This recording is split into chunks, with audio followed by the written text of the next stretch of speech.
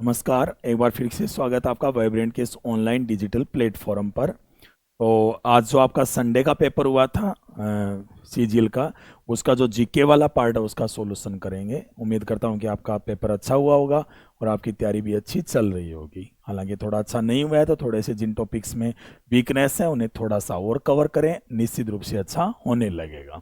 ठीक है, तो स्टार्ट करते हैं आज के पेपर का सॉल्यूशन। पहला क्वेश्चन है कि Sarhul is a popular tribal dance festival of which state. Sarhul कौन से स्टेट का एक लोकप्रिय जनजातीय नृत्य उत्सव है।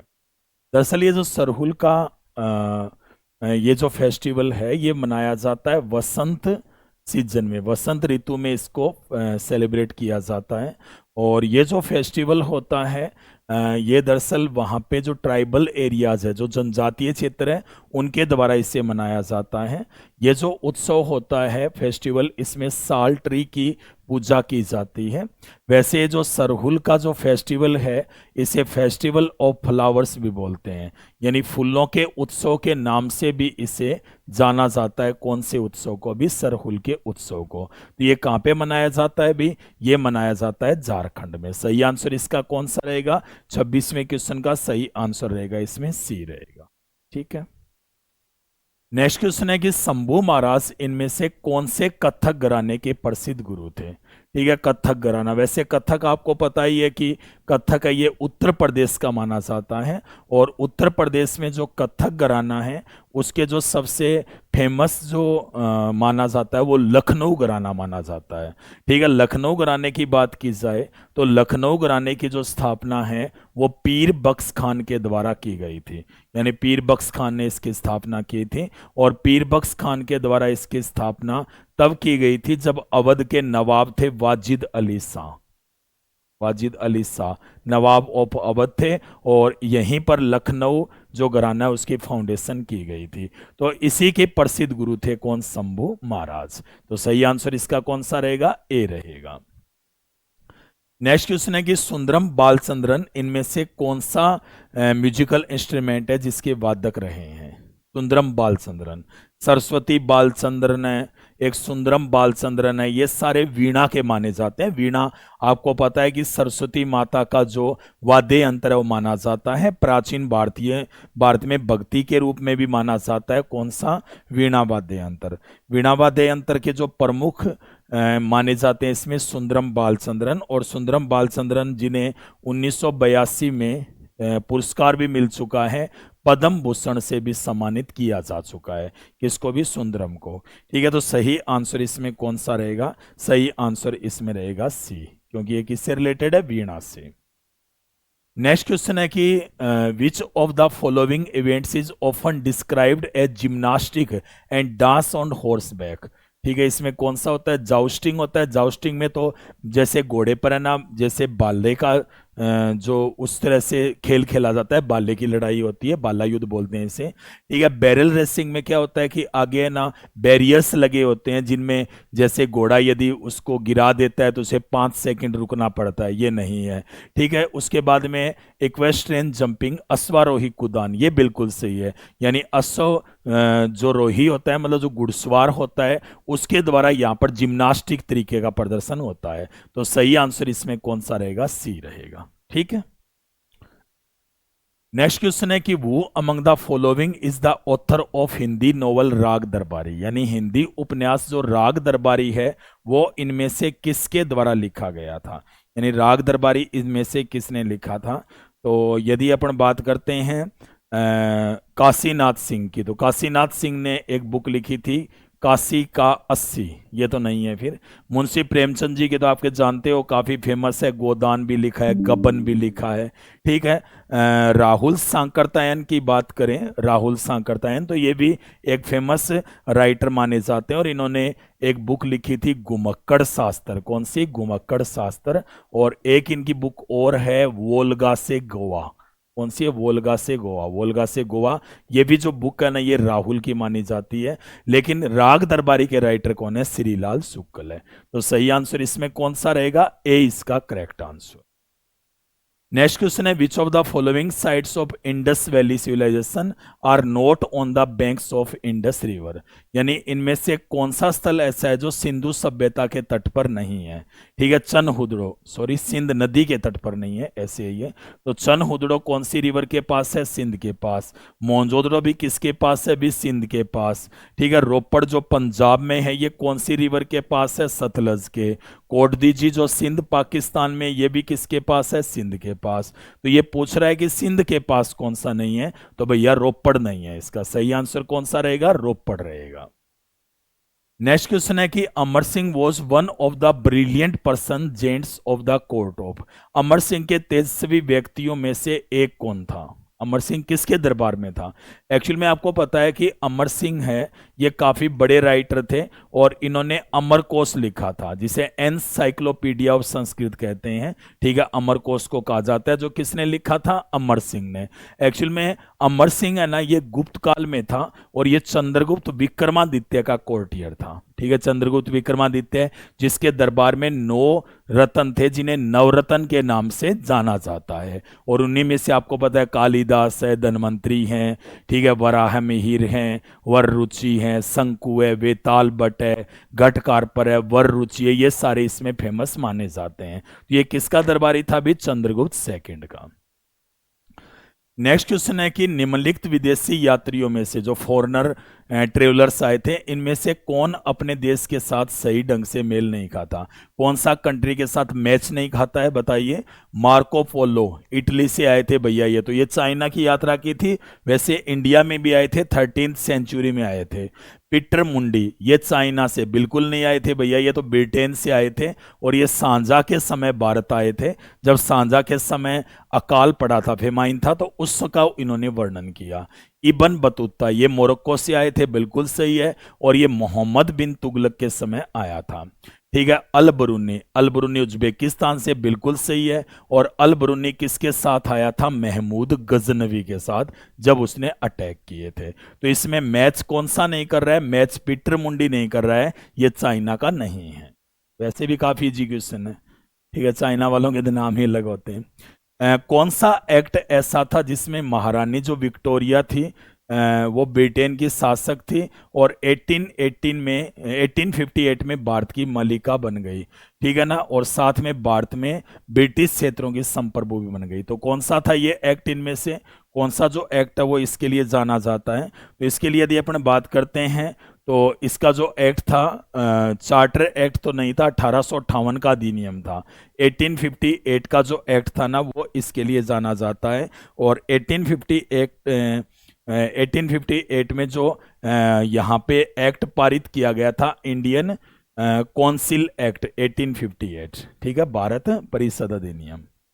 ठीक है, तो सही आंसर इसमें कौन सा रहेगा, ए रहेगा इसका सही आंसर। कौन सा, ए रहेगा। इंडियन कौंसिल एक्ट था ये। गवर्नमेंट ऑफ इंडिया एक्ट तो कब था, 1935। नेक्स्ट क्वेश्चन है कि which of the following statement about Bharat नौजवान सभा इज इनकरेक्ट। भारत नौजवान सभा के बारे में कौन सा कथन गलत है। इसकी जो फाउंडेशन है ये पंजाब में हुई थी, बिल्कुल सही है। ये लाहौर में हुई थी, इसकी स्थापना लाहौर में फाउंड हुआ था, तो लाहौर उस समय पंजाब में था। भगत सिंह इसके संस्थापक सचिव बने, बिल्कुल सही है। भगत सिंह के साथ एक और थे छबील दास, इनके साथ मिलकर के इन्होंने फाउंड किया था। इसकी फाउंडेशन 1927 में हुई, बिल्कुल गलत बात है भैया, ये 1926 में फाउंड हुई थी, तो ये इसमें गलत हो गया। ठीक है, इसने यूथ्स को, फार्मर्स को और लेबर्स के बीच में जो पॉलिटिकल जो वर्क्स थे ना, वो स्टार्ट किए थे, ये बिल्कुल सही बात है। तो इसमें गलत पूछ रहा है ये, रॉन्ग कौन सा है, तो रॉन्ग कौन सा है भाई, इसमें सी रहेगा। नेक्स्ट क्वेश्चन है कि इंडियन कॉन्स्टिट्यूशन के आर्टिकल 19 का कौन सा जो खंड है वो भारत के संपूर्ण राज्य क्षेत्र में स्वतंत्र रूप से भ्रमण करने की अधिकार देता है। तो आपको पता है कि आर्टिकल 19 में 6 प्रकार की स्वतंत्रताएं बताई गई है, यानी 6 प्रकार की स्वतंत्रताएं वो कौन से आर्टिकल में है, आर्टिकल 19 में बताई गई है। सबसे पहले तो अभिव्यक्ति का अधिकार है, स्पीच की फ्रीडम है। ठीक है, इसके बाद में किसी भी प्रकार से यूनियन वगैरह उसकी स्थापना की जा सकती है। ठीक है, वो तो सी में है। बी में बताया गया है कि किसी भी प्रकार की शांतिपूर्ण सभा का आयोजन किया जा सकता है। और डी में बताया गया है कि कहीं पर भी भ्रमण का अधिकार है। ठीक है, इसके बाद में तो इसमें सही आंसर डी रहेगा। फिर कौन सा रहेगा? डी। यानी 36 का कौन सा आंसर रहेगा? इसमें डी वाला रहेगा। और बाद में आपको पता है ई में कहीं पर भी बसने का अधिकार है। एफ वाला खत्म कर दिया गया, संपत्ति वाला। और जी वाला है कहीं पर भी व्यापार किया जा सकता है, ट्रेड वाला। ठीक है, तो इसका सही आंसर डी रहेगा। नेक्स्ट क्वेश्चन है कि संविधान का कौन सा जो आर्टिकल है जो क्लियर करता है कि रिजर्वेशन जो पॉलिसीज है वो इक्वलिटी के राइट का उल्लंघन नहीं है, मतलब ये एक प्रकार से वोलेटिव नहीं है इक्वलिटी के लिए। तो आर्टिकल 16(4) ये आरक्षण वाला ही तो है ना, सरकारी नौकरियों में आरक्षण। तो 16(4) में यही तो बताया गया है। हालांकि स्टार्ट में तो ये बोल रहा है कि राज्य सभी को नौकरियों के समान अवसर देगा, लेकिन 16(4) में दिया गया है कि जो इकोनॉमी रूप से इस प्रकार सॉरी जो पिछड़ा वर्ग होता है, जो बैकवर्ड होते हैं या फिर सामाजिक रूप से पिछड़े होते हैं, तो उनके लिए रिजर्वेशन का प्रावधान कर सकता है। तो ये आर्टिकल 16(4) में है। 15(2) में तो क्या लिखा गया है? किसी भी व्यक्ति को है ना सार्वजनिक क्षेत्रों पर किसी प्रकार का उसके साथ भेदभाव नहीं है किया जा सकता। आर्टिकल 14(1) कौन सा है? 14 में समानता वाला बता रहा है। भी 14(1) में तो बताया गया जो ब्रिटेन से लिया गया है कि विधि के सामने सब बराबर हैं। ठीक है, 14(1) में जो दूसरा पार्ट है उसमें बताया गया विधि सबको समान संरक्षण देती है। तो समानता तो है, समक्ष समानता जो ब्रिटेन से है, और समान जो प्रोटेक्शन दिया गया इक्वलिटी वो अमेरिका के संविधान से लिया गया है। और आर्टिकल 21 तो आपको पता है काफी इंपॉर्टेंट है, प्राण और दैहिक स्वतंत्रता का अधिकार, लाइफ वाला। ठीक है ना, लेकिन इस क्वेश्चन का सही आंसर इसमें ए रहेगा। नेक्स्ट क्वेश्चन है कि कुटुंब कोड विधेयक 2022 के संबंध में कौन से कथन सत्य हैं? दरअसल ये क्या था कि ये फैमिली कोर्ट्स बिल था। इसमें क्या था कि जैसे काफ़ी सारे केसेस पेंडिंग रहते हैं, तो इसके लिए फैमिली कोर्ट्स है ना वो हर जिले में स्थापित किए जाएंगे, ऐसा इसमें प्रावधान किया गया। ठीक है, तो ये बिल्कुल सही है। 18 जुलाई 2022 को पेश किया गया था। कुटुंब न्यायालय अधिनियम 1984 का अमेंडमेंट था। 1984 में जो आया था उसमें संशोधन किया गया था इसमें। ठीक है, यह जो एक्ट है वो स्टेट गवर्नमेंट को कुटुंब न्यायालय स्थापित करने की अनुमति देता है। ये तो मैंने बताई दी, जो फैमिली कोर्ट होते हैं वो सब परमिशन देता है। यह एक्ट पंजाब और तमिलनाडु में लागू नहीं है, बिल्कुल गलत बात है, भी सब जगह है। तो इसमें सही आंसर इसमें 1, 2 एंड 3 आएगा। कौन सा? 1, 2 एंड 3। नेक्स्ट क्वेश्चन है कि मैच करनी है फॉलोइंग को, इनमें से तो इनमें से कौन सा सही रहेगा 39 में जो मैच करना है अपने को? तो यदि अपन बात करते हैं सबसे पहले बेडलैंड जो रीजन होता है टोपोग्राफी, तो ये कौन से क्षेत्र में है? तो बेडलैंड वाला कौन सा है? चंबल रिवर में है। बेडलैंड का मतलब क्या होता है कि कई बार क्या होता है कि जो मिट्टी वगैरह है ना वो टूट जाती है, वहां पे जैसे गहरी घाटियां खाइयां ऐसी बन जाती है, तो उसे बेडलैंड बोलते हैं। तो ये चंबल में है, बिल्कुल सही है। वर्ध गंगा यानी ओल्ड गंगा किसे कहते हैं? क्योंकि जैसे साउथ में सबसे पुरानी नदियों में से रिवर्स में एक गोदावरी मानी जाती है, जो गंगा के बाद में दूसरी सबसे बड़ी नदियों में से मानी जाती है। तो इसीलिए वर्ध गंगा किसको बोलेंगे भैया? गोदावरी को। ठीक है, सांगप्पो दरअसल ब्रह्मपुत्र एक रिवर है और उसे सांगप्पो तिब्बत में कहा जाता है। किस में कहा जाता है? तिब्बत में। तो सी के साथ 2 आ जाएगा। और आपको पता है कर्स ऑफ बिहार या सोर ऑफ बिहार किसे कहते हैं? किसको कहा जाता है भी? ये कहते हैं कोसी को, क्योंकि कोसी रिवर में बाढ़ के कारण काफी नुकसान होता है। तो इसका सही आंसर इसमें 3 रहेगा। तो ये कौन सा आ जाएगा भैया? ए के साथ तो 4, बी के साथ है 1 क्या, और सी के साथ कौन सा आ गया? 2, और डी के साथ 3। तो सही आंसर इसमें कौन सा रहेगा? डी ऑप्शन इसका करेक्ट रहेगा। नेक्स्ट क्वेश्चन है येरला, वरना और डिंडी ये कौन से रिवर सिस्टम की है नदियां जिन्हें कह सकते हैं ट्रिब्यूटरीज मानी जाती है? कौन सी नदी की? वैसे साउथ की रिवर्स है, और साउथ में यहाँ पे कृष्णा गोदावरी ये सारी साउथ की है वैसे, लेकिन ये जो नदियां ये किसकी है? सहायक नदियां, कृष्णा की सहायक नदियां हैं। यदि अपन बात करते हैं यहाँ पे ये जो येरला जो रिवर है ये सांगली नामक स्थान पर मिलती है, और ये वरना जो रिवर है ये भी सांगली के पास ही एक गांव पड़ता है, उसी में दरअसल मिलती है कौंत की नाम का। उसके बाद में ये जो अगली जो डिंडी रिवर है, ठीक है ना, डिंडी रिवर, ये कृष्णावेणी नामक स्थान पर आपस में मिलती है। तो ये तीनों की तीनों नदियां किसकी सहायक नदियां हो गई? तीनों कृष्णा की। सही आंसर डी रहेगा। नेक्स्ट क्वेश्चन है कि भारत में किस प्रकार के जो फॉरेस्ट होते हैं जो ड्राई समर टाइम में लगभग 6 to 8 वीक्स तक अपनी जो पत्तियां होती है, लीव्स होती है, उनको गिराते रहते हैं। कौन से होते हैं भी? ये तो काफी इजी क्वेश्चन आपको पता है। ये उष्ण कटिबंधीय पर्णपाती वन होते हैं। उष्ण कटिबंधीय पर्णपाती वनों की बात करें तो ये मोस्टली जो इंडिया का जो ईस्ट वाला पार्ट है वहां मिलते हैं। ठीक है, बंगाल में, उड़ीसा में उधर ये पाए जाते हैं। हालांकि इधर छत्तीसगढ़, राजस्थान के भी कुछ क्षेत्रों में ये पाए जाते हैं। तो सही आंसर इसका कौन सा रहेगा? ए रहेगा। नेक्स्ट क्वेश्चन फिर आ गया, निम्न में से कौन सा ऐसा नेशनल पार्क है जो महाराष्ट्र में नहीं है? तो गुग्गामल नेशनल पार्क ठीक है, ताडोबा भी है, नवेगांव भी कहाँ पे है? महाराष्ट्र में। बांधवगढ़ नहीं है भैया। बांधवगढ़ कहाँ पे है? ये मध्य प्रदेश में है। बांधवगढ़ जो कि आपको पता है टाइगर प्रोजेक्ट ये एक, ठीक है, तो ये कहाँ पे है? मध्य प्रदेश में। सही आंसर कौन सा रहेगा इसमें? डी रहेगा, क्योंकि बांधवगढ़ महाराष्ट्र में नहीं है। नेक्स्ट क्वेश्चन है कि what does the Lincoln index major? Lincoln सूचकांक क्या मापता है? एक्चुअली में लिंकन सूचकांक का मतलब क्या होता है? लिंकन इंडेक्स सबसे पहले यह बनाया गया कि दरअसल किसी विशेष क्षेत्र में वहां पे पशु प्रजाति वगैरह, जो कैटल वगैरह, एनिमल्स वगैरह, तो उनका जो आकार है क्या है, वो क्या है, उनका साइज है पॉपुलेशन का। तो इसीलिए इसका जनसंख्या का आकार मापने के लिए इसका यूज करते हैं। तो सही आंसर कौन सा रहेगा इसमें? ए रहेगा, पॉपुलेशन साइज। नेक्स्ट है इसमें, in India which of the following is not an objective of the national manufacturing policy? Bharat में निम्न में से कौन सा राष्ट्रीय विनिर्माण नीति का उद्देश्य नहीं है? विनिर्माण नीति क्या है? दरअसल इसे पारित किया गया था 2011 में। एक्चुअल में ये जो मैन्युफैक्चरिंग पॉलिसी है, नाम से ही तो स्पष्ट है ना, विनिर्माण।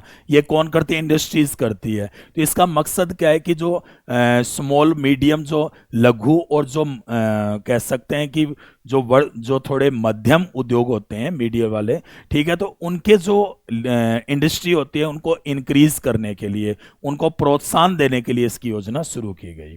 ठीक है, तो इसमें 2022 तक जीओपी में विनिर्माण का सेक्टर हिस्सा कम से कम 25 करना, ये सही है। 2022 तक विनिर्माण वस्तुओं के निर्यात को, ये गलत है, इसमें निर्यात का कोई मतलब नहीं था, दुगना वाला।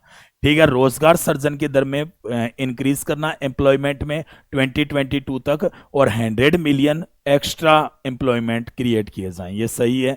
फिर इसके बाद में है वैश्विक प्रतिस्पर्धा, घरेलू मूल्यवर्धन, तकनीकी गहराई और विकास की पर्यावरणीय स्थिरता को बढ़ाना, यानी एक प्रकार से global competition, domestic value addition या टेक्नोलॉजिकल जो डेप्थ है ना, उसमें इंक्रीज की जाए, ग्रोथ की जाए, तो ये भी सही है। तो ये चीज गलत है इसमें, तो 44 का कौन सा रहेगा? बी रहेगा।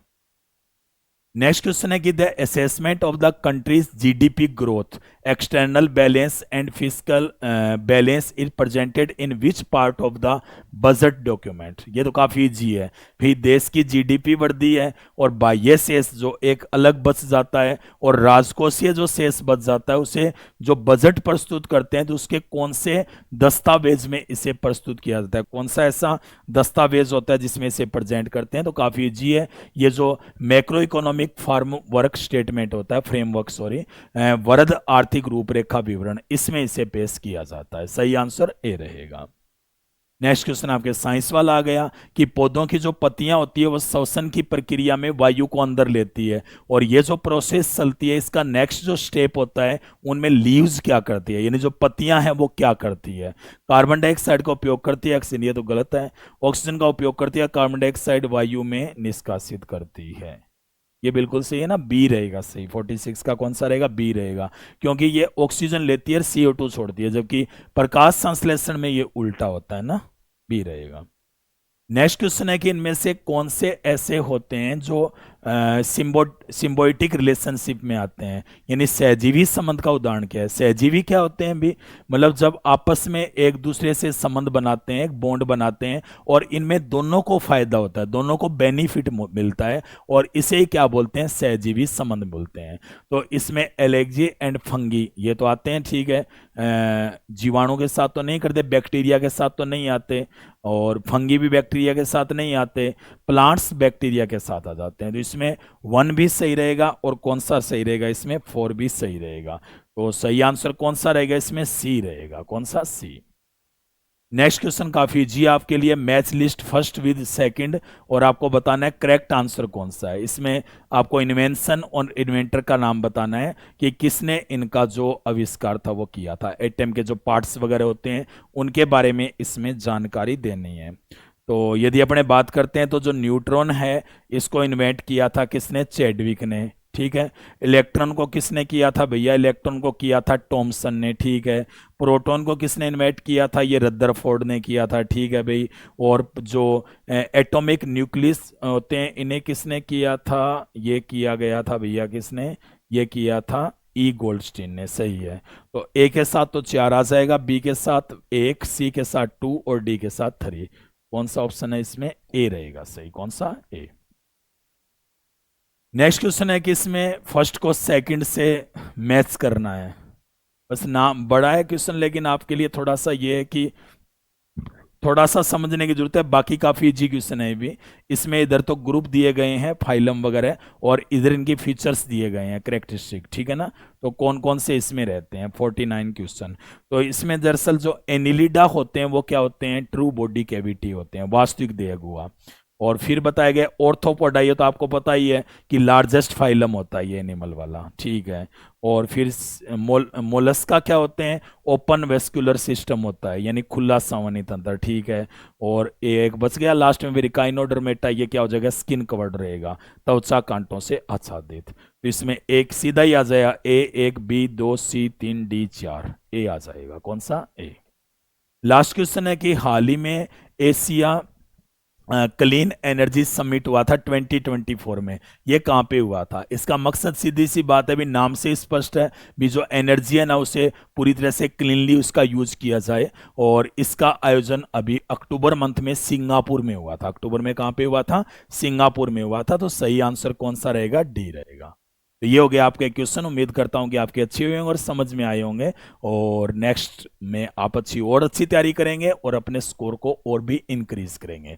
तो मिलते हैं नेक्स्ट क्लास में, तब तक के लिए धन्यवाद। एंजॉय योर संडे, बट थोड़ी थोड़ी स्टडी भी। धन्यवाद।